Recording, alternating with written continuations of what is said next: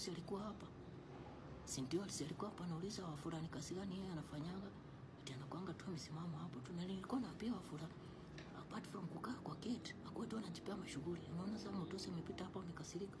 Ati alimpata tu amesimama hapo. Lakini hata kama kazi yake ni watchman, tunajua Mtosi venye anakuwa kavyo. Sasa sijui mambo ya Wafula itaenda aje ya Mungu. Na unajua nimekuwa nikimkataza sizoeani na hawa wasichana.